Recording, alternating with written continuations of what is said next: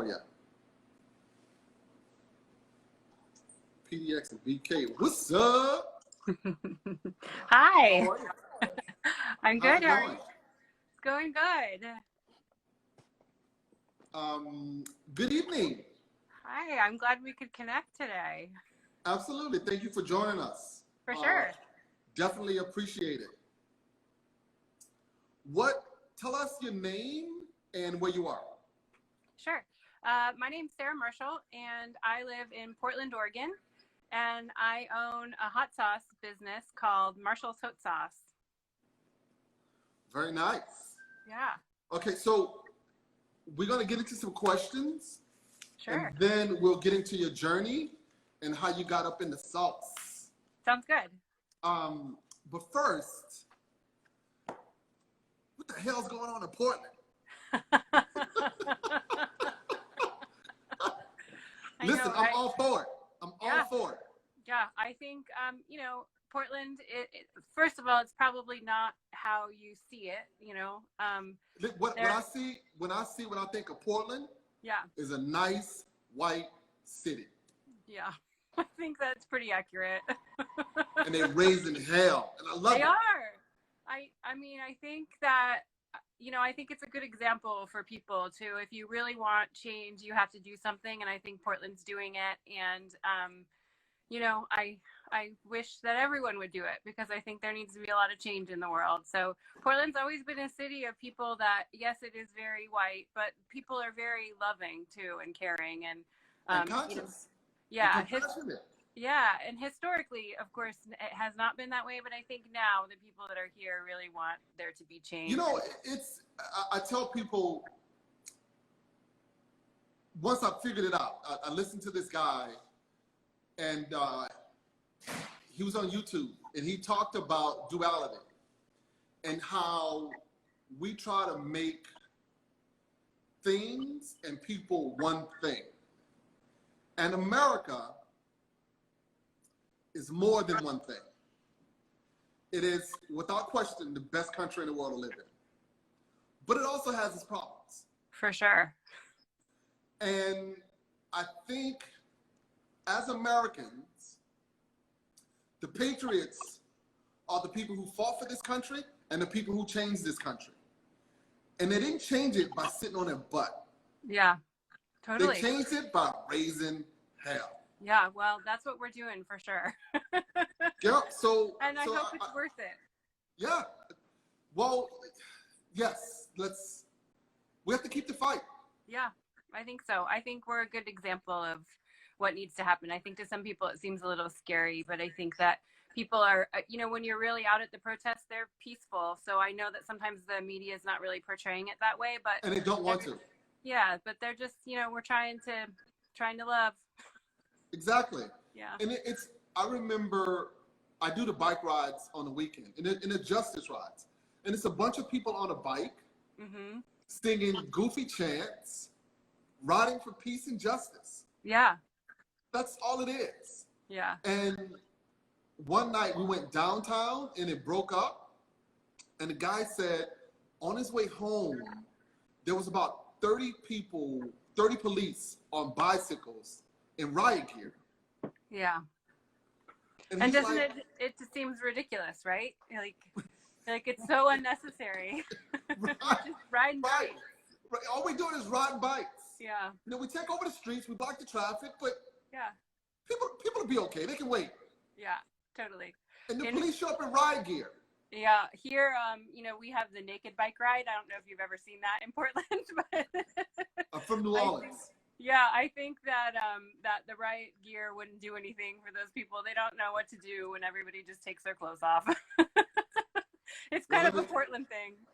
Let me tell you, sometimes they've shot people who are damn butt naked. Oh yeah, it's terrifying, really. Yeah. So let's start with the questions. Sure. Yeah. What is your most favorite thing to do? Well, I have a 6-year-old, so I like to take her on adventures. So today we went and flew kites and went fishing. Very nice. You're teaching your 6-year-old how to fly kites. It's awesome. Yeah, we weren't so good at it, but it was fun to do. We went down by a lake, so there was a little bit of wind, and yeah, I think the times I have the most fun are going on adventures with my fam. So cool. So how high did you get the kite?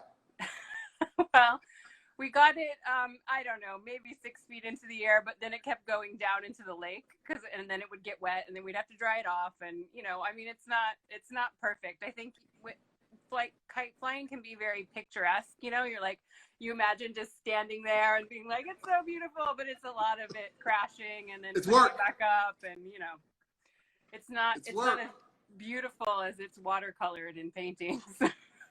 Exactly, or movies. Yeah, in totally. the right scenario. Yeah, it was kind of a hot mess. But on the right day with the right wind, yeah, when you get that joker up, there's nothing more gratifying than flying a kite. I told her that I think we just need to do it at the beach. We were in the wrong place. Well, yeah, it takes time though. Yeah, totally. It's I like mean, anything. if you got one plan and the wind is good, you got to stop it and go fly that kite. Yeah, totally. And I just want her to have like childhood memories of flying a kite, even if we weren't very good at it. Like, I just want her to have that in her life. Yeah, the effort. It's a memory either way. Yeah, totally. What is your least favorite thing to do? I would say anything that involves numbers or paperwork. So maybe like taxes, stuff like that. Everybody says the same thing. Do they? They Yeah. do. Unless you're interviewing an accountant, and then they would be like, I love numbers. Right. Now, let me tell you, my plan is to talk to an accountant. Yeah. And to talk about the X's and O's, because my stuff is all messed up. Yeah. So what I'm going to do is talk to an accountant, come out the bag, put all my dirt on, and the accountant to be like, bad move, good move, don't do that. Yeah. So we can all see from my example what not to do. Yeah, well, I think, but accountants would love to do that. Like, they'd love to solve your number problems. That's like their thing, So Yeah, I think no, I'm with that. Yeah. I'm with that. Word or phrase you overuse? Oh, I think you cut out. Can you say that one more time? Word or phrase you overuse? Oh, I overuse. I used to work with kids, specifically teenage boys, and so I say dude a lot. Teenage boys. How old? And they were, between like 14 to 18. I worked in group homes with kids and their families, like, with the goal for them to get home. I call my daughter dude all the time because it's just like in my head. I would say dude and awesome are my two most overused words. What is the one thing your spouse would like to change about you? Oh, probably that I overschedule us for things. So in a day, I'll have like 19 different things that I've done, and then I'll tell them about all of them, and I'll be like, do you think I can pull that off today? No. No. Except for he's kind of like my hype man, so he actually doesn't say no. He's like, you can do it. But I think he would like it better if it was maybe 5 less things that we were doing. Right. Let me say, partners are great, and not all partners are hype person. Mm-hmm. But there's nothing better. It's necessary. Who's a hype? It's 100% necessary. Yeah. Because you're not always on your A game. Yeah, totally. And that's what the hype man does. He does. And if I do a lot of writing. And so that's really like, you get very self-reflective, and so then at a certain point, whenever I'm writing an article for something, I'll be like, this is garbage. Like, why did I even say I would do this? And he will just be like, you do this, and you just need to walk away and then come back to it, and you're going to be able to finish the article. But it's like, you just get very, in your head, and you're like, why am I even telling anybody anything? I don't know anything, it's like this kind of cycle that I go through. And then he's like, no, you got this. Just take a little break and come back to it. And I do. That's a beautiful thing to have in your partner. It is. I love it. So someone who cares enough, someone who's smart enough to read you, yeah, and someone who's in tune enough to respond when he's supposed to. Yeah. I mean, I think, so we have the business together. It's the two of us together, and we met working together. And I think it's just this wonderful relationship that we have. We always want to be around each other, and it's really so that we can support each other in all of the things that we do. And I know everyone's relationship isn't like that. A lot of times when we meet people and we're like, how can you guys live together and work together? And, we've almost been married for 15 years, and it's just what works for us. And so, we want to be around each other every day. So we created this business so that we could do it, Beautiful. Yeah. What makes you tick? I think new things, being able to use my brain to create new stuff. That's what really gets me going. Like, if I can write a recipe that solves someone's problem, I'm like the happiest. Awesome. What irks you the most? Are you drinking water or vodka? That's a good question, but it is water. That's a good answer. I think that would be, it's so here it's 3:00 in the afternoon right now. So if I was drinking just straight vodka, I would, I don't know, it would be a party, solo party. I was outside for like the last 4 hours, and I got a little sweaty and dehydrated. So I'm trying to rehydrate myself. Oh, good.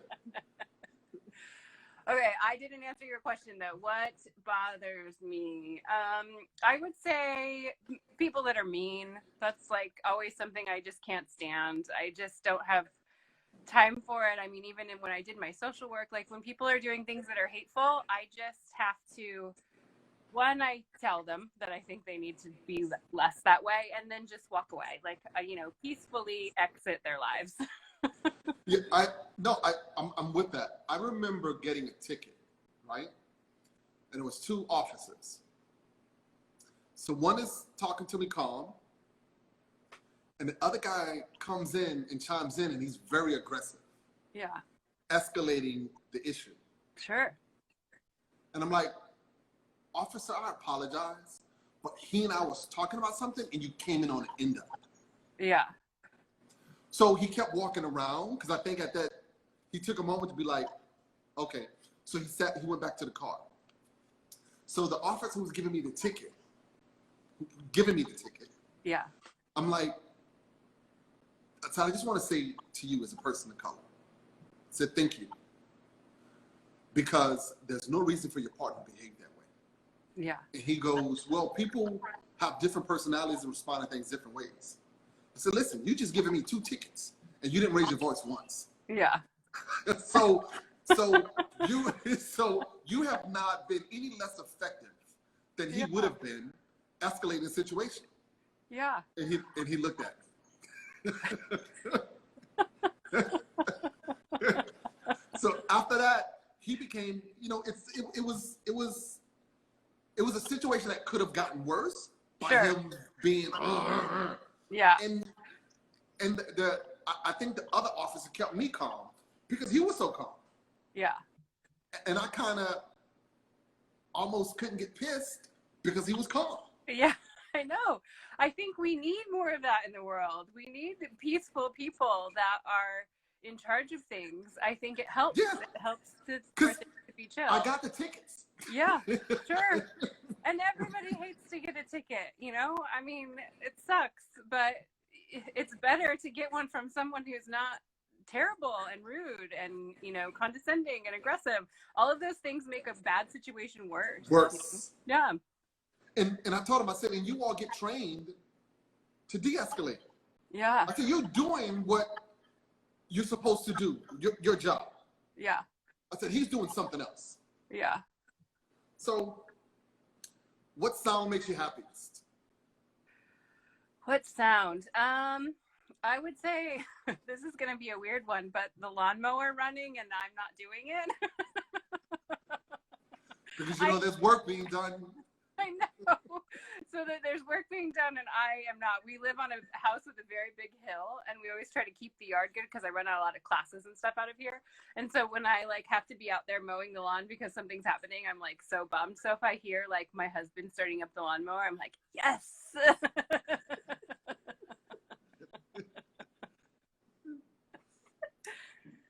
What profession other than your own would you like to try?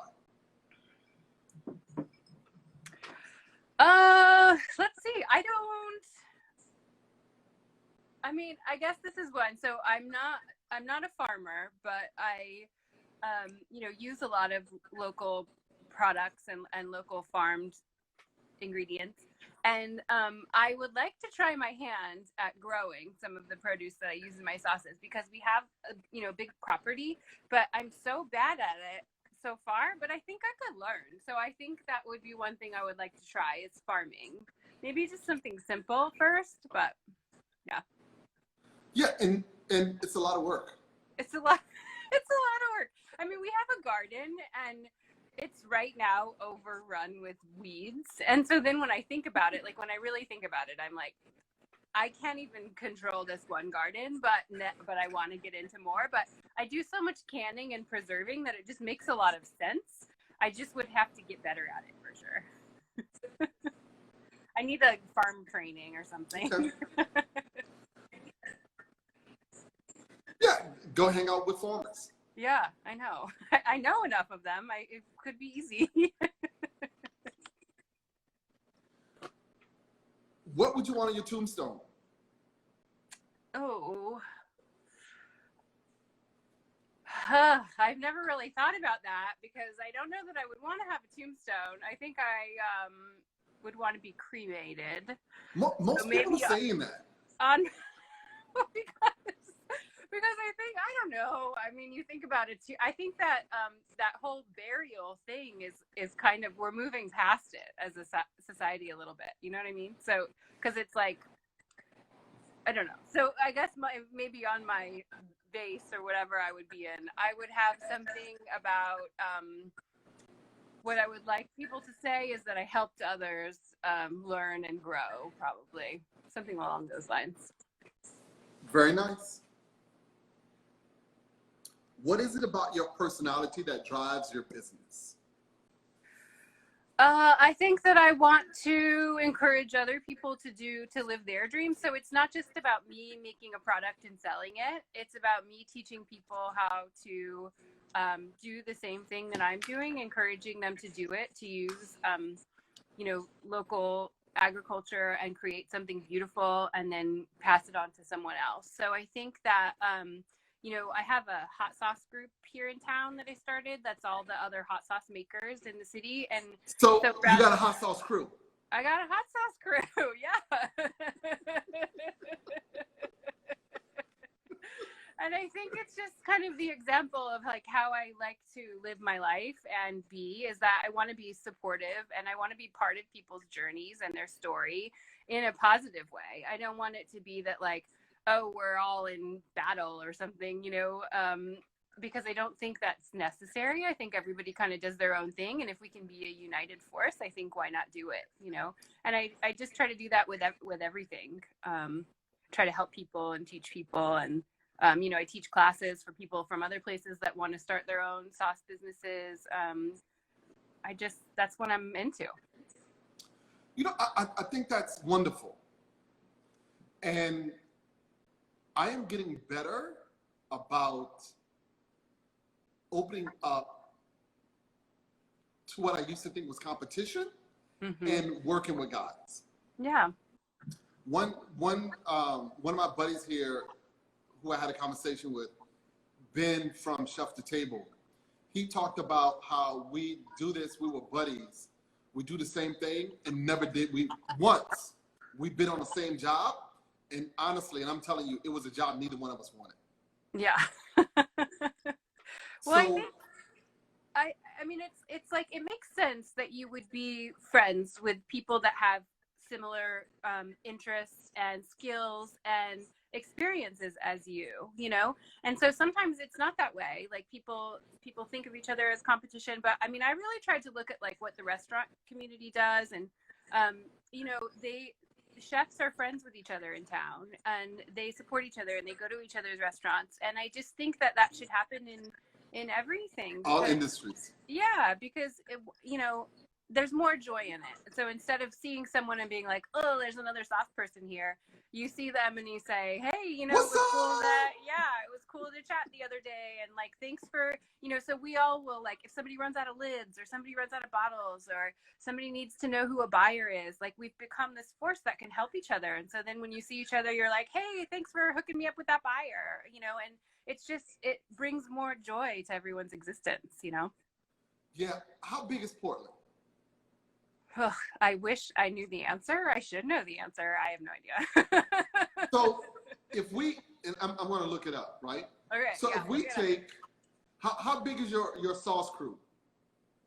So there's about 35 makers in the group right now. 35. 35.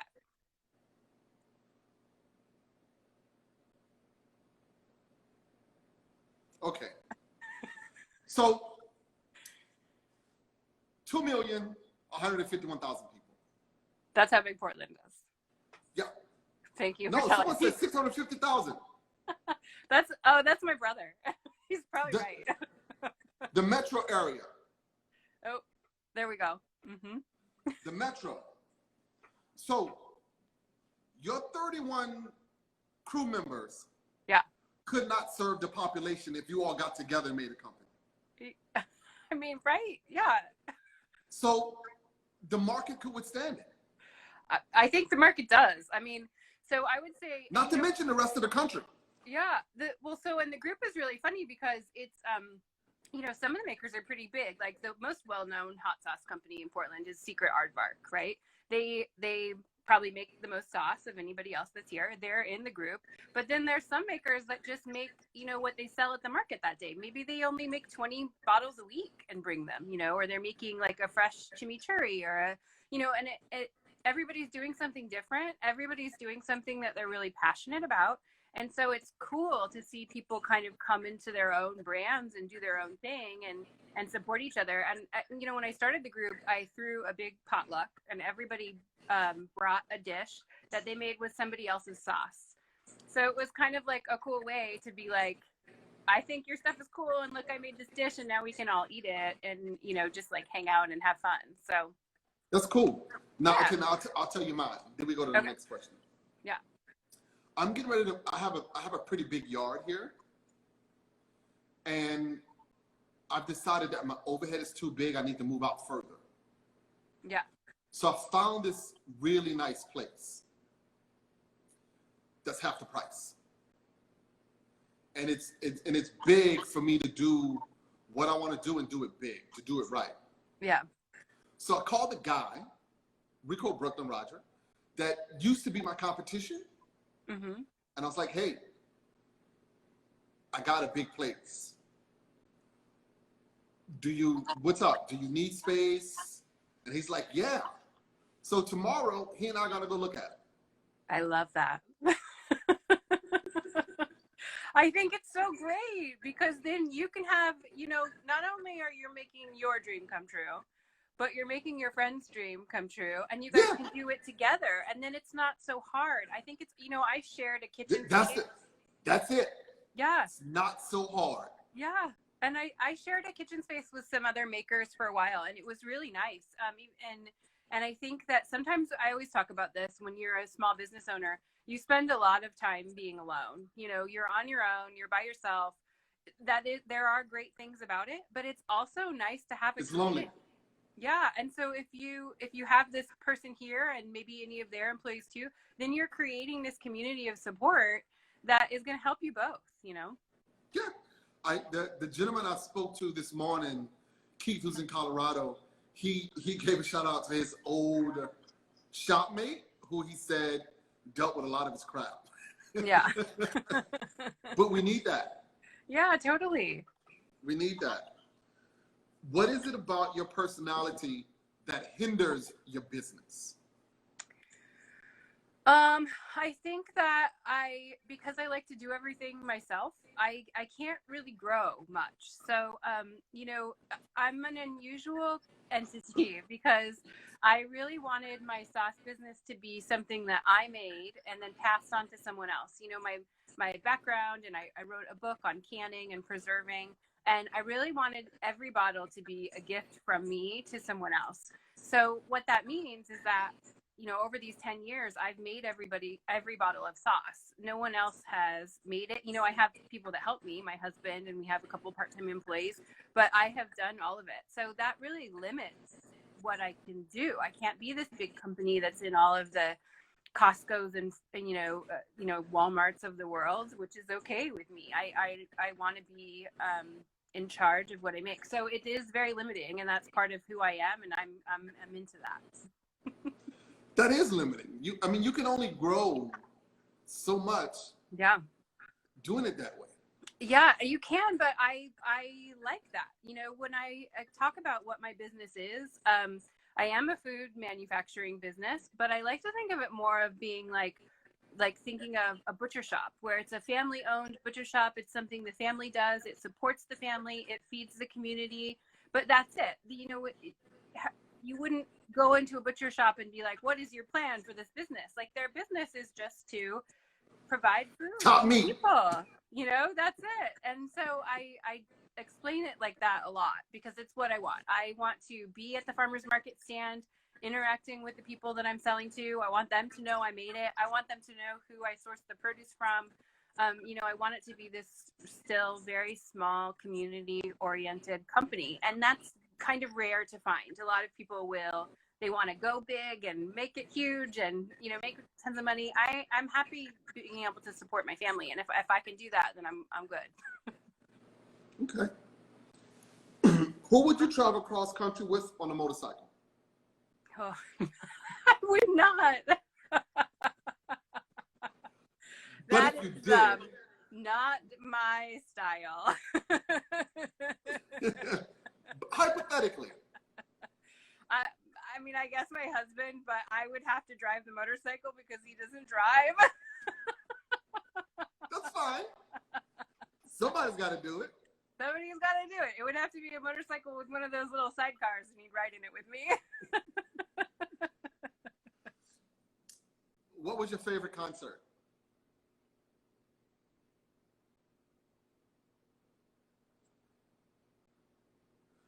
Don't X out. Let me do that. Are you okay? Hi. Hello. We got dropped, I think. Now, let me tell you, yes, and I stopped it so I can save it. Because if you log out, we don't save it. So it's the first 30 minutes is saved on a page. Now we got the next 30. Awesome. So we're good. Okay. All right. Well, what was the question we were asking? You asked me about the motorcycle trip, but I don't know what was after that. Then it froze up. Got it. Now, the question after the motorcycle trip is, what was your favorite concert? Favorite concert? I would say there's this band called The Knife that I saw play in New York. And this was maybe 10 or more years ago. And it was just this very interactive experience. And it was so overwhelming to my senses that I was weeping during the concert. I was having the best time ever. But it was like the music was so good. And they had all of these lights and images and all this stuff happening. And it just felt like in that time and place, it was so very special that I just couldn't stop crying. You were overwhelmed. I was overwhelmed in like the best way. Yeah, that's good. That's energy. Yeah, it was wonderful. With that being said, when's the last time you cried? Oh gosh, I don't know. I'm sure it was recently though. Yeah, I get overwhelmed sometimes. So even, I didn't know that this was going to happen when I had a child. But anytime that I watch something that has like children in it, or like someone's parent dies, I just immediately weep. And that didn't happen to me before I was a mom. But now that I am, if there's anything that's going on between a mother and a child, I'm immediately crying. So, okay, so let me, and I'm just going to ask you this, right? Yeah. When the George Floyd thing happened and he called for his mom, and there were so many other mothers, black and white, were like out protesting because of that call. Yeah. I think it's something internal that happens to a mother. And that's just, I think that's why, when we were talking about what's happening in Portland earlier, and we have the wall of moms that go down to the, protests. Like, I just think there is something there that happens to you when you are a mom, that if you hear someone calling for their mom and they are crying, your body responds. Like, even just me talking about it right now, like my body is responding because I want to help. And I see that someone's child is hurting and I want to help them, So that just happens. Your body just does that once you're a mom. Mrs. Yellowwood Design, that mama bear instinct. Yeah, it is real. and it's something that you don't get until you're a mom. Yeah, you don't get it. And I think even if I would have heard someone say this before, I would have thought that I understood it. But when you feel it, it's just like, it's just there. It's something that you didn't feel before, and then you do now, It's amazing. It is. It's, yeah. To me, giving birth is the closest thing to God. Yeah. It's an amazing experience, 100%. It's also extremely terrifying at times. What impact do you want to leave on the industry?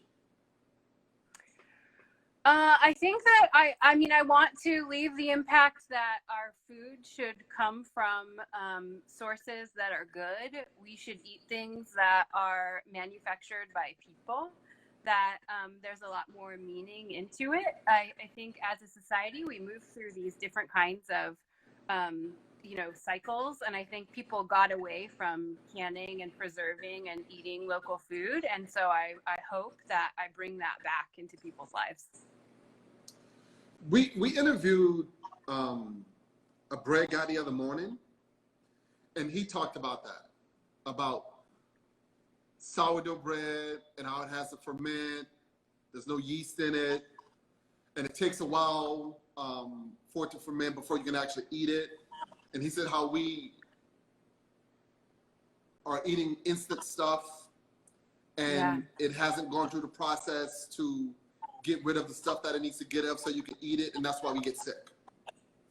Yeah, I think that I believe all of those things. And I think that, no matter what, if you think about anything, but especially when we're talking about food, there's no reason why we shouldn't be really connected to it, and why we shouldn't enjoy it and be mindful of what we're eating, where we're eating it from, the amount of time we're spending doing it. I think we start to really rush through everything, and then that's when people really want things that are convenient and fast and quick, and then they're not good. We're destroying our bodies when the food is meant to nourish, And so I think that, I think when people are fermenting, when they're canning, when they're preserving, when they're putting up things for another time, it like gives you this hope and joy that there will be a future, and that you're going to enjoy this food in the future, and that there's a reason you're saving it because it's important. So I mean, that's just like kind of where my mind is always at. But that's not where everyone else's mind is. Yeah. There's another guy that, whom I met, and we talk about America's biggest fear is being inconvenienced. Yeah. and he was referring to making people wear masks. Oh, And yeah. I said, let me give you another one, right? We do the justice rides, right? And it's for the mistreatment of Black people. And we take these rides in Black neighborhoods. And sometimes there are Black people who don't want to wait. They don't want to wait. They're like, man, I got somewhere to go. Y'all need to let me through. And we're like, no, you got to wait till the ride is over. And I'm just thinking that this is America. On both sides of it, the Black and white, nobody, some people, most people do not want to be inconvenienced. Yeah. We want to do it all right now. Immediately, yes. I have a good example of that when I went, so when I wrote my canning book, I went down to California, and, I'm used to being at the Portland farmers markets. People are a little DIY, a little hippie, so like talking to them about canning and preserving is I'm speaking their language, they get it. And when I went to LA, I did not sell any canning books at all, zero. And this woman came up to me, and she was I was at the farmer's market at the booth. They let me come, do a book signing there. And she was like, I don't even cook. What are you talking about canning? Like, I was not on the San Diego wavelength. I'm feeling it. I was like, okay, you just have to kind of find your people and find your market. That was not it for me. And I think that you see it, like people, especially in different areas, they want things to be quick. They want it to be now. They don't want to wait.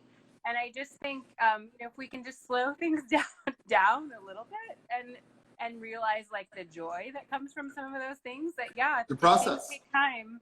Yeah. But, it's not for everybody. It's not. It's really, really, and honestly, it's too a lot of work. Mm-hmm. It is a lot of work, but it creates a lot of joy for all the people. It does, and it's wonderful to eat. Yeah. When was the most difficult time in your business, and how did you overcome it? Let's see. So I think that anytime with anyone's business, so I'm sure this is not rare, but I think that when you even try to grow a little bit, you need a lot of money. You need capital. You need, this is the perfect example of how things get. Sometimes I have to spend $5,000 on cardboard boxes. It's the most frustrating thing, but it's like you have certain companies that you have to ship things certain ways to people. And so when you need all of that money for cardboard, you can't spend all of that money on produce or anything else. It has to be spent on cardboard. Else. It's all of your money all of a sudden is wrapped up in something, and then you just are on pause until you get that order out, and then you get paid, which sometimes it's supposed to take 30 days. Sometimes it takes 60. I think those are the most stressful times for me. So anytime I try to do a really big order like that, it's hard. It's really hard. And so I try to not do that if possible. So sometimes people come to me and they have like something really, they're like, I want you to make all this sauce. And sometimes I just have to say no, because it's, that's not what my business design really is. Yep, it's not your business model. There are some other companies that can happen for, but so I think that's still the most stressful thing, is like when you're small, you don't have enough capital sometimes to do really big things. Yeah, we did 40 tables for Coach, and it was Coach when they moved into the Hudson Yards. They were the anchor tenant. Yeah, they were the first tenant to move in. I was the first one in there with furniture. So I'm talking to their people, and she's like, what are your terms? Do you do net 30, net 60? Mm-hmm. I'm like, excuse me? I said, there is no way I can make 20 tables for you and not get paid. Yeah. I'm too small. I can't. Yeah. That's the way that the food industry works. And it's really hard. Where normally, like for you, usually sometimes people will even pay you in advance, like, because you need to buy the supplies or something. Like when I had work done on our kitchen, we paid half down, and then half when they finished, because they needed the money for the supplies. With food manufacturing, that does not happen. You The don't get industry is paid. that. Yeah, you don't get paid for a very long time. And so that gets really stressful. And I don't like calling and asking people for money, you know, but I'll be like, You okay, have to. remember those 500 bottles of sauce that I shipped you 3 months ago? I really need to get paid for them so that I can buy the ingredients for my next sauce. You gotta pay rent. Yeah, it's so that part is my least favorite part, and it happens all the time. You know, it's just part the of having time. a business. Yeah. No, it's in the thing with Coach worked out. They paid. She understood. Yeah, that's good. Yeah, that worked out. But yeah, I can't. I mean, maybe one table, Yeah. not two. Not 30. Not 30. Sure the hell not Yeah. 30. Yeah. So yeah, that was the life of small business. Yeah. Do you have any Black friends? I do. Yes. Do you want me to talk about them?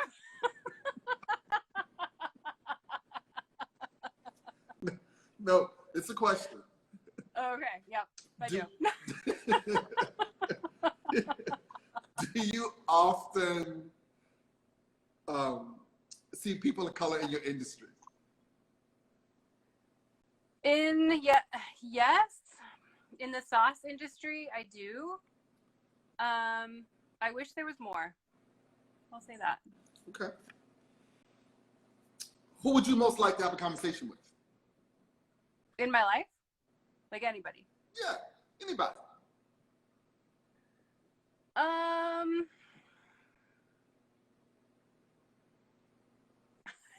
don't know. I love talking to other makers. So I think if there was anyone that I could talk to that, I can't think of anybody offhand, but I'm sure somebody will come to mind in a minute. Okay. What did you think when I first reached out to you and asked you to come on? Well, I didn't know who you were. You know, I didn't follow you. I looked at your page and I thought, well, that's cool that he wants to talk to me, but does he know what I do? Because I thought you were just interviewing other woodworkers, you know, other people. And so I wasn't exactly sure what it was. But then once I, went and saw one of your interviews and I watched, I'm like into it. I love watching you talk to all these people because you are connecting people who would never otherwise be connected. And so that's what I was into. So as soon as I figured out who you were and what you were doing, I was like, yes, Good. I'm Thank you. down. Yep. And that's what I'm trying to do. We all have so much in common. Totally. So much in common. And we should know of and know each other. I think you're right. And I think you're doing a great thing by doing this. You're making it happen. Yeah, I'm trying. Yeah. All right, now, it's your turn. Tell us about your journey, how you got into hot sauce. Okay, sure. So I started the business in 2011. I mentioned earlier I used to be a social worker. So I was teaching families how to can and cook is how it started. Okay, 1 second. Let me back you up. Yeah. You are a counselor for teenage boys. Yeah, totally. And their families. What the hell was that like? I think it's amazing work. There's no question. Yeah. There's no question. But it's hard work.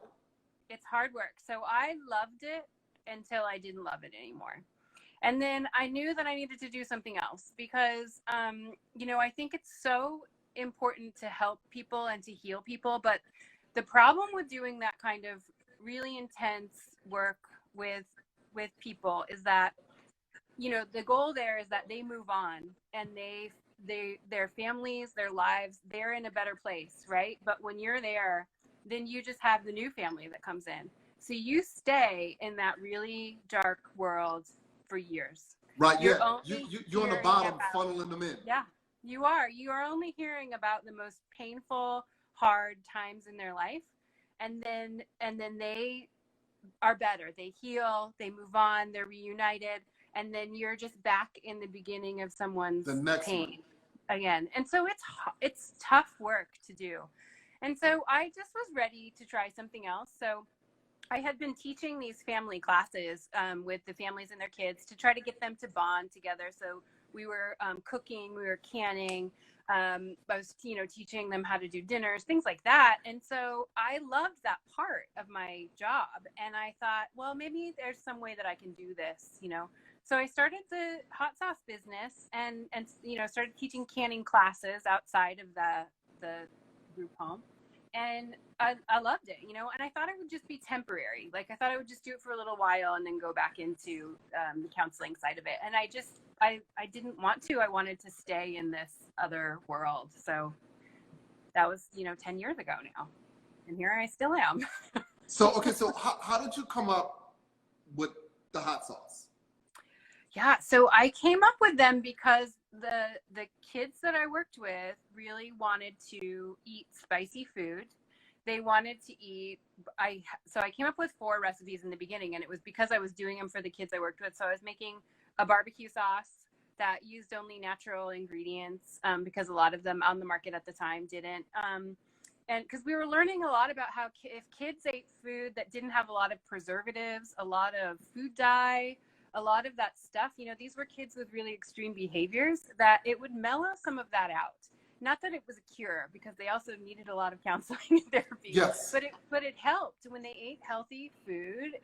Their brains functioned better, and so I just wanted to keep doing that and passing that on. Let me just tell you that's true for humans, adults as well. Sure, totally. I mean, it makes so much sense. So anyway, yeah. So I started with just these 4 sauces. I was getting food from what was at the local farmers market. I had connected to a lot of local farmers because they were donating food to the group homes.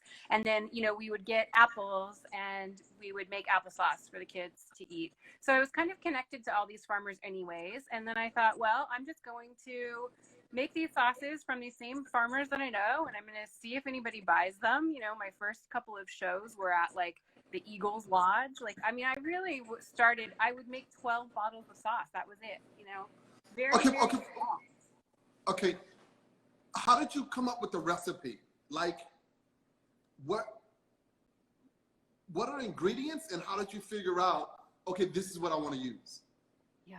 So I always say that I do think that I'm a good recipe writer, but my recipes come from what's growing at the same time. So for example, our habanero carrot curry sauce, I have one right here. So it looks like this.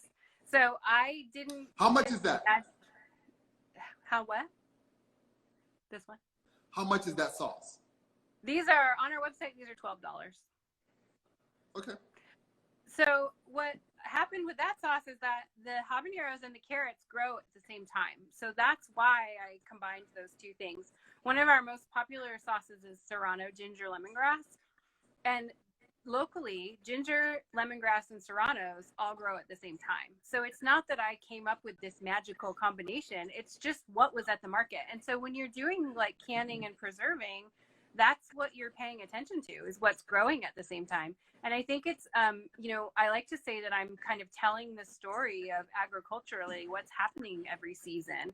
And so it's just sort of like about access. And it's that example we were talking about earlier where people get really impatient. So if I like had to make something because I was like, no, I have to make this sauce with mangoes and this because that's what I want. Well, those don't grow here, so that wouldn't be something that I would. Right, you're changing that. Because it's not the story I'm telling, Now, the carrot and what pepper? Habanero. So you have sweet carrots and hot. Mm-hmm. Yes. All of our sauces kind of have that kind of combo where it's none of them are so spicy because I wanted people to eat them. I want them to know what the produce is that's growing. I mean, I source the carrots from a farmer who grows the best carrots. I want you to be able to taste those carrots. So nothing's ever overwhelmingly spicy. I have had to make really spicy things over the years because our customers got really used to heat. At first, when I would have my market customers, they were like, oh, these are so hot. But then after you eat the same thing for so long, then you're like, I want more. And so I had to start making hotter and hotter sauces. But I don't ever do any of the ones that are like painful or you're not going to be able to eat it. Like, I want people to eat it, experience joy, and come back for more, you know? So I can't make them too hot. Okay. All right. So you create who helped you taste it? In the beginning, so I took some business classes at Mercy Corps Northwest. They do small business courses, and so they suggested I do like a tasting panel of people. So I gathered a lot of friends and family. I would have them taste all my different recipes. We would tweak them, and then I went to a place that's here called the Food Innovation Center. And they helped me to look at my product and then say, well, yeah, this does taste good, but you also have to make it look good. So we worked on getting like the color right, which isn't something I had really even thought of, you know. So we would make sure that nothing was like brown or murky or things like that. No, you're absolutely right. Yeah. And so now, like all of the, you know, once I knew to pay attention to that, because I didn't really. In canning, not everything that is canned is beautiful, you know? And so people, it's not what was important when people were first canning. And so it's different when you're preserving something, but you're also having it be sold in stores where you're not there to tell them how wonderful it is. So it has to look good. And so that was an important piece in the beginning. But yeah, I just had people taste and tell me what they thought and give me feedback. And then now when I come up with new recipes, you know, my husband tastes everything. We kind of chat about it, figure it out. But he tastes every batch of sauce before I bottle it, just to make sure it's what we want to be putting out there in the world. So cool. Yeah. So how did you come up with the label? I had a friend who did some design work, so we just wanted it to be really simple. So you can tell there's not much on there. It just has the we hand stamp each batch date, but it is really like we wanted it to look like you know, a nice wine bottle label, just something really clean. So we had a friend help design it. Okay. And yeah. Do you bottle them yourself, or you have that done? No, I make all of them myself.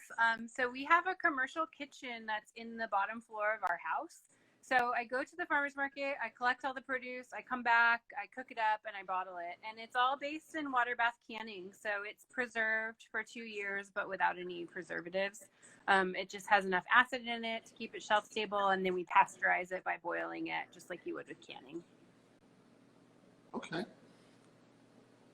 What was it like taking your stuff to the first place and selling it? I mean, I think I was nervous about it, you know, because it's like with anything, when you first start something, it's usually like your friends and family have had it, and of course they love you. So they're like, this is great, you should do it. But then I think when you're actually face to face with people, you know, like I said, my first sale was at the Eagles Lodge, which I'm not even an Eagles member, but I just knew somebody who was like, we have this thing called the Twilight Rummage Sale, and it's a nighttime sale. The Eagles Lodge has a bar in it. People can come in, they can shop. People are selling like vintage clothes and records, but you should come sell your stuff there. So I was like, great. And they were like, tables are $12. I was like, even better. It's very low risk.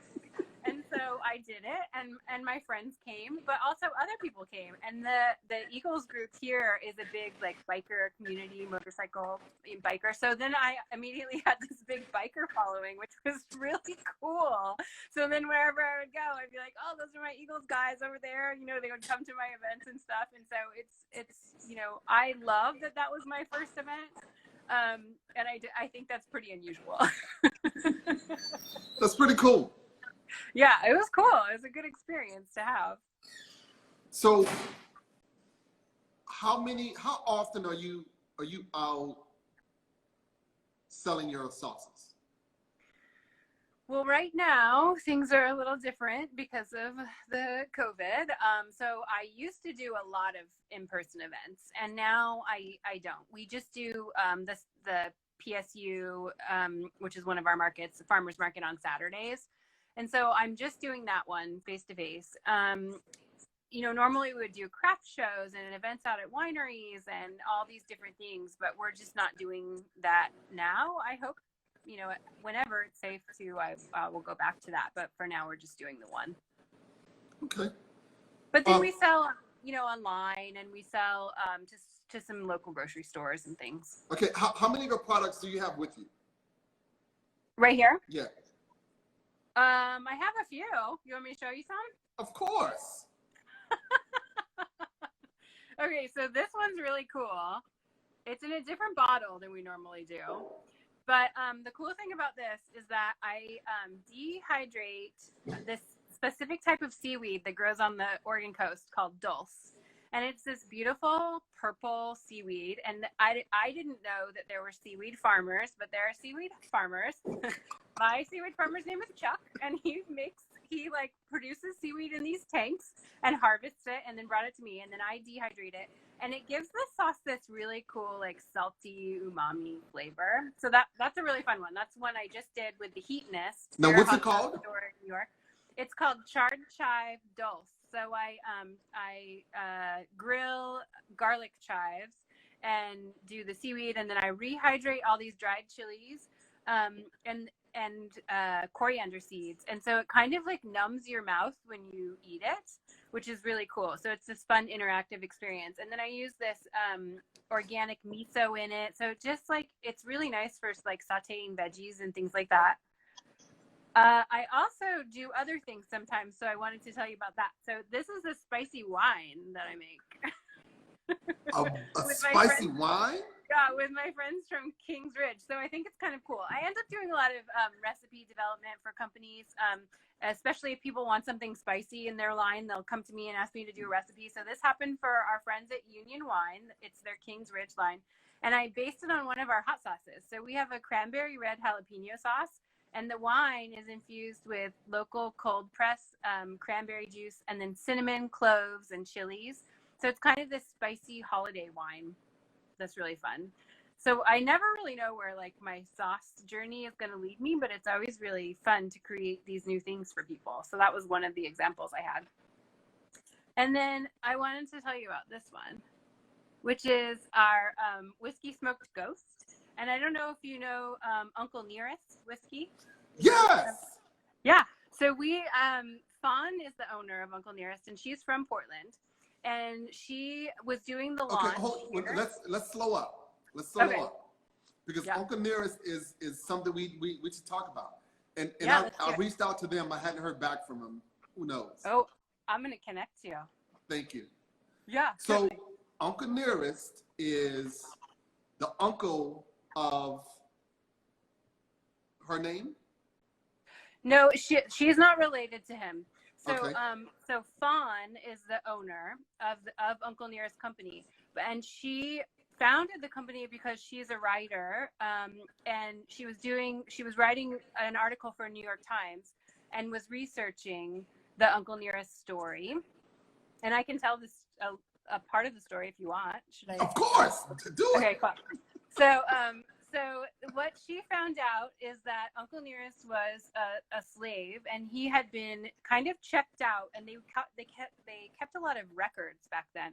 So he had been borrowed or checked out, which is terrible terms to use for people. But there was this record of all this to all of the whiskey owners, that like the huge ones, like Jack Daniels and all these places. So he had taught everybody how to make whiskey, and then of course received nothing for it.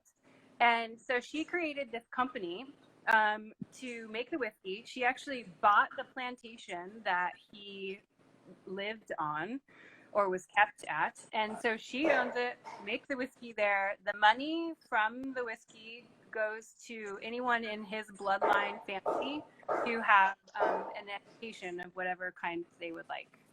So it's really cool. She is a cool lady. She found out this story that people seem to know, but nobody ever really did anything about, you know? America. And she did something about it. She did something awesome, and she created this company. So how I got hooked up with her is that she, so the whiskey is made in Tennessee. So it's not, everyone always wants to know how I met her, and it's because she did live in Portland and she was a writer, and so she wanted to do the launch of the whiskey here. So she asked a couple of us local makers to make products to help spread the word. So I made this. It was supposed to just be for a one-time party, but then people were really into it, and it helped me be able to help tell her story. Now I think they're a big company, but at that time, you know, it was their launch party. Nobody knew who they were. So I kept love you. So I could keep telling the story. Of course. Yeah. Of course. It's a but and then the cool thing about how I make this sauce. So, you know, I try to do things that are really unique, and I always say that I'm putting my time into each bottle. So we smoke and dry the ghost chilies for the sauce, and then we rehydrate them in the whiskey.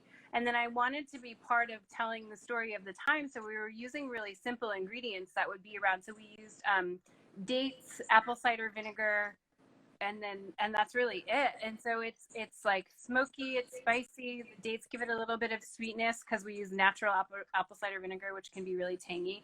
But it's a beautiful sauce, and I love that I can keep telling the story about their brand and bring, you know, people to them. And it's also really good whiskey. Listen, I want people to have it. Absolutely, and thank you very, very much, because you obviously know more about it than I do. I just knew that it was Black owned, but you knew it. Well, there you know go. it. So thank you. Yes, of course. Everyone should check it out for sure. Uncle Nearest. I always think that there are different conversations that become or come through the conversation. So as wonderful as it is to talk to you, you being connected with that is even more wonderful. Great. And I had no idea. Yeah, and I'll try to connect you with Fawn for sure, because she is so wonderful, and she's also a really good, you know, she's a writer, so she is a good storyteller and a good person to interview. So I think she would make a great addition to your talks for sure. Absolutely. Thank you very much. Now, Matt's Hot Shop says, can't wait to try it. I'm waiting for it to arrive in Australia. Oh, yeah. Yeah, that's a hot sauce shop. Hi. That's a hot sauce shop in Australia. Pretty cool. Yeah, that's cool. That means somebody in Australia is listening to your show right now. That's amazing. Yeah, love it. Love it. So, what have you not done that you want to do? You know, that's a good question, because I think the thing that I've talked about the most is writing a children's book. I think that will probably be my next thing. I want to do that with my husband. If I want to do something, I usually do it. I make it happen. So I think that's I try not to live with like, oh, I wish I would have done that, or, you know, whatever. If I kind of have a thought, I try it. And so I think that's probably the next thing that I want to try. The children's book is based on what? I want it to be, well, so I have two different ones. So I cook a lot with my daughter, and I want to have a book that is recipes, but also where you're talking about different conversations that people maybe don't always have. So talking about what your family values are, what you're into, at what you think of as a family, ways that you can help other people. So each recipe would have, you know, an activity that the family would do together. But then that's my side of it, but my husband is way more fun and funny.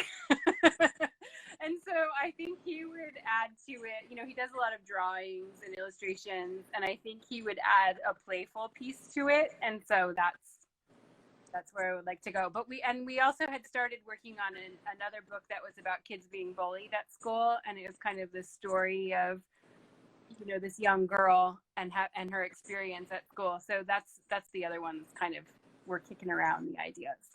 Okay, cool. Is there anything that you think Spicy Marshall's missing that would make you different or to the next level? Anything that's missing? I don't think so, because I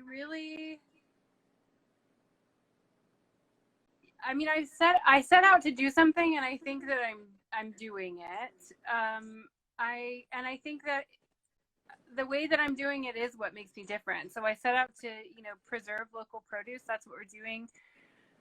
And I don't know. I mean, I don't think that there's anything that I wish was different or would change. I wish the world was different, but right now, but that's about it. Yeah, that's a whole. We're working on that. We're working on that. I know. I mean, it's work. Yeah, it is. It is. It's a lot of work. Yeah.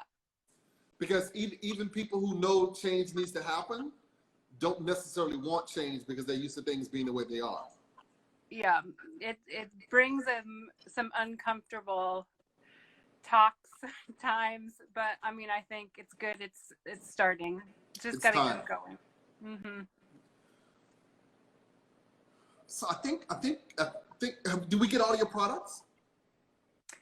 Oh no! I mean, I have so many. We have like 20. I didn't even pull all of them, but I did want to tell you something cool because it has to do with woodworking, and so this would fit into your world a little bit. So I had a problem, which was that I made this canning tool set with my woodworker friend. So he makes rolling pins and beer taps out of walnut trees that are on his property, and these are all different canning tools, but I would always melt them on the stove because they're always made of plastic. And so I met him at a craft fair, and I was like, hey, could you make me handles for my tools? And so he makes me these handles. He carves them out of the walnut and then, paints little lines on them and puts beeswax. It's this very intricate woodworking process, but it was a cool thing where, I mean, I didn't think that I would have these tools to manufacture, but once he made them, I was like, this is cool. I think everyone's going to be into this, so, and we make a very small amount, but the people that get it really get it. But that's how my business kind of overlapped with a woodworker. Very nice. Doesn't always happen. Exactly. And good thing you had the vision and he was there for you to connect the two. Yeah, and it was just because we were neighbors at a craft fair one time, and then I thought, well, I bet he could do it. I don't know if he will, but I'll ask him. And he was totally into it, which is cool. And then I can tell people about his business, which is Knot Weld. So you can look them up. It's KNOTWELD. And he makes beautiful rolling pins and beer taps. And he does some furniture work and stuff too. He's just a cool guy. He's on Instagram. Yeah, totally. Spell it again. It's KNOTWELD. Carson Parks? Yep, that's Carson. I'm following. Cool. Yeah. All right. Okay. So I think we're good. Did I miss anything? I don't think so. I think we're good. Well, I enjoyed this. Thank you very, very much. Of course. I'm glad that you're doing it. And I think, keep doing it. I think you're bringing people together that wouldn't normally meet. And I love it. I'm into it. Thank you very much. I really appreciate it. And there were some hot sauce people from, I think, your crew that joined the page. And I'll get them in a loop at some point as well. Oh, perfect. Oh, one of my farmers is on here too. It's probably Lucy from La Terra Vida Farms. They do the farmers market with me, so they just joined. Hi, guys. And La Vida Terra, and they're farm. Yeah, they're a farm. Yeah, all right, because there's a couple of farmers that I reached out to. So yeah, I'm all about it. Awesome. Got him. Okay. All right. So again, thank you so much. You're welcome. Thoroughly enjoyed it. and the best of luck to you. And I'm gonna have to try some of your sauce. Oh yeah, send me your address. I'll mail you some. All right, cool. Thank you very, very, very much. Really appreciate it. Yeah. Thank you all for tuning in. Bye, everybody. Thanks for watching. Thank you.